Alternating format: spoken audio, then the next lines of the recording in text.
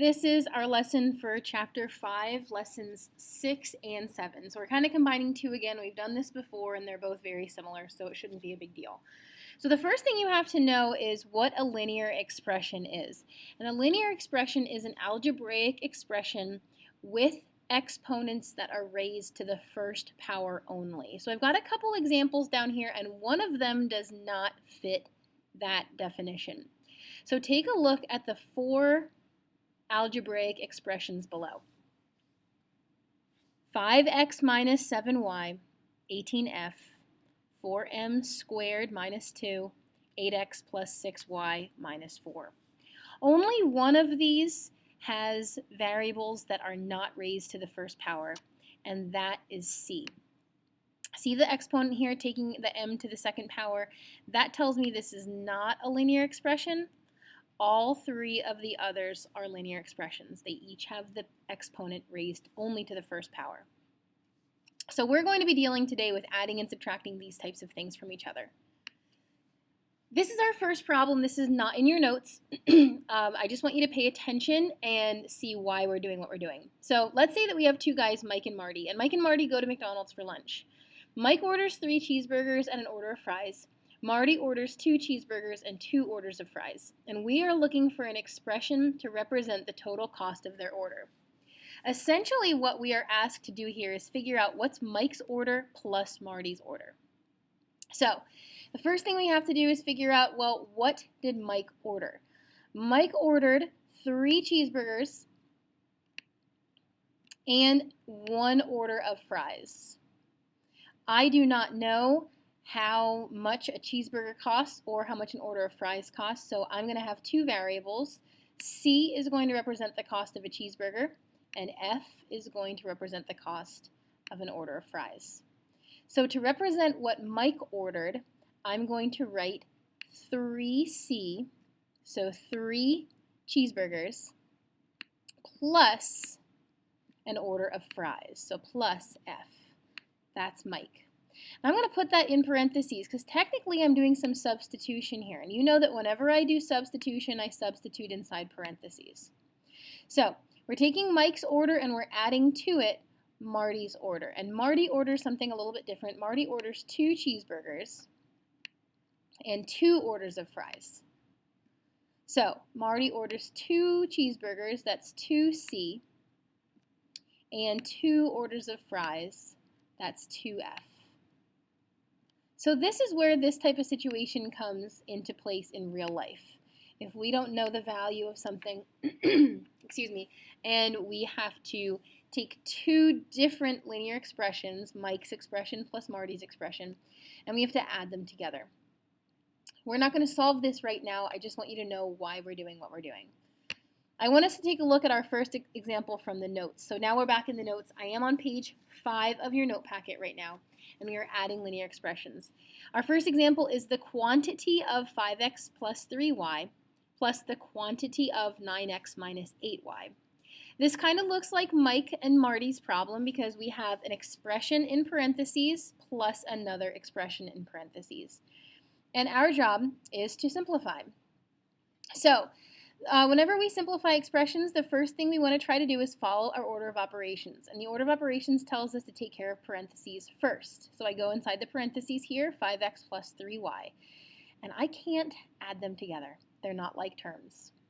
So I hop over here to my next set of parentheses, 9x minus 8y. I can't subtract them because they're not like terms. So next I have to try to get rid of my parentheses. The first set has nothing in front of it. See, there is no number in front, nothing at all. That tells me I can drop those parentheses. This becomes 5x plus 3y, no parentheses needed. The next set of parentheses, okay, we have stuff in front of it. Yes, it's just a plus sign that doesn't look like it's a big deal, but it is a big deal. We have to do a little bit of math to get rid of parentheses, and if you remember anything from Chapter 5, Lesson 5, there's only 2 ways to get rid of parentheses. Simplify what's inside, or do the distributive property.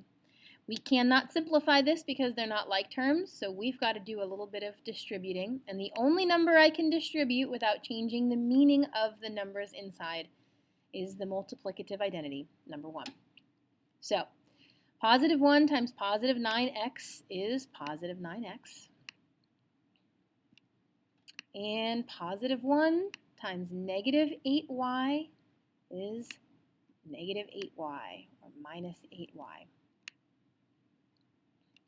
That's the math we have to do to get rid of our parentheses. So now we can go ahead and we can combine our like terms. 5x plus 9x is 14x.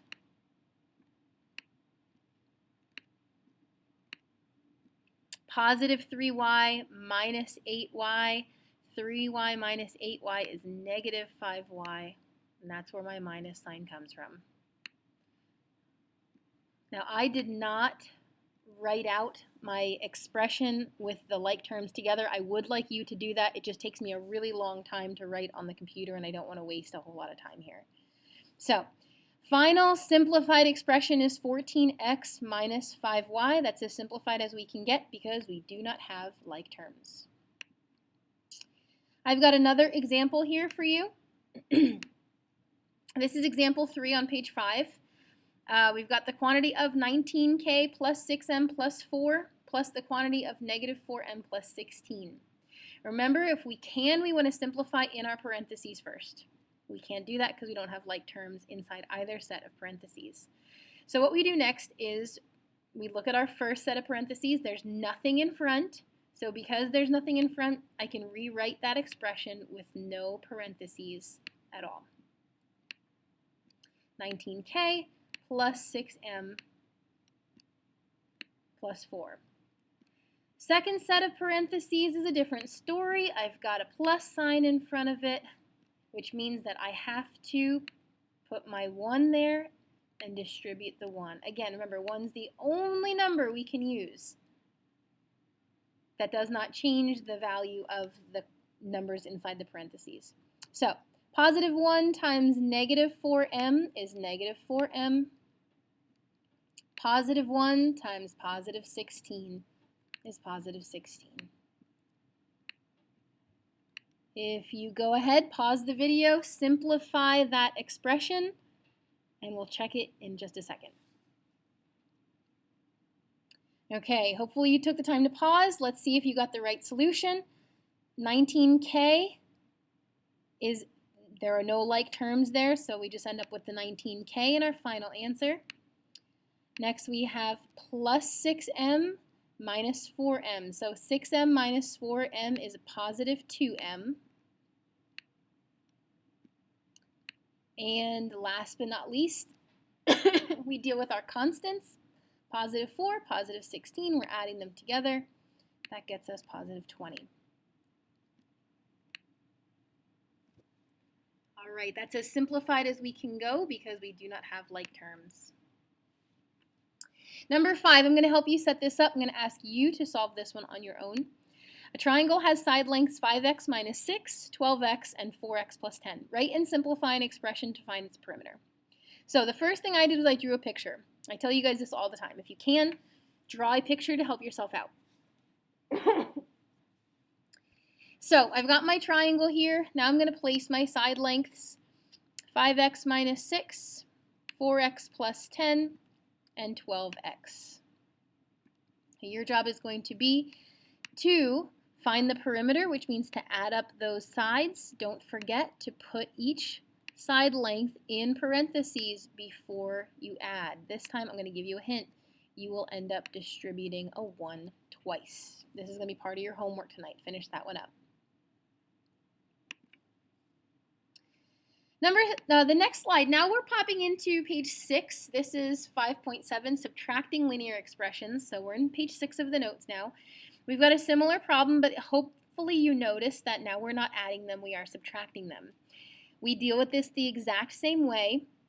In the first set of parentheses, there's nothing in front, so we can go ahead and rewrite our expression with no parentheses. We get 4x plus 3. Sorry, 4x plus 3y. Now, again, we have parentheses, And in front of our parentheses, we've got a minus sign, so that tells me that I have to put my 1 there so I can distribute that to get rid of my parentheses. Negative 1 times positive 2x is negative 2x. My negative becomes the minus sign. Negative 1 times positive y is negative y, and again, my negative becomes the minus sign. Now it's time for us to simplify. 4x minus 2x is 2x, and positive 3y minus y is positive 2y. Cannot simplify any further because we do not have like terms. Take a look at the big impact that that 1 had on my expression inside the parentheses for this one. The negative really did, the minus with the negative 1 really did change things up. This is a really, really important place for us to be using that distributive property. Same thing here. I'm going to kind of briefly go through this because I want to end the video soon, but same kind of question. You can drop the parentheses in the first part of the problem because there's nothing in front of it. Second part of the problem, we've got a minus sign there, so we do have to distribute that negative 1, and that's the key to simplifying that expression. If you want to finish this one up, go ahead. If not, you'll get some practice in some homework questions tonight. Last one of the day, this is the word problem on page 6. It says it takes 3x plus 4 hours to drive to Philadelphia from Schuylkill Haven. It takes 2x minus 6 hours to drive from Schuylkill Haven to Wilkes-Barre. How much longer does it take to drive to Philadelphia than to Wilkes-Barre? So first thing we have to do is set up our little expression here. We want to know Philadelphia is longer. It says how much longer is Philadelphia than Wilkes-Barre. So Philly is first, Wilkes-Barre is second. The Philadelphia expression is 3x plus 4. The Wilkes-Barre expression is 2x minus 6. And in order for us to do this subtraction, they both have to go in parentheses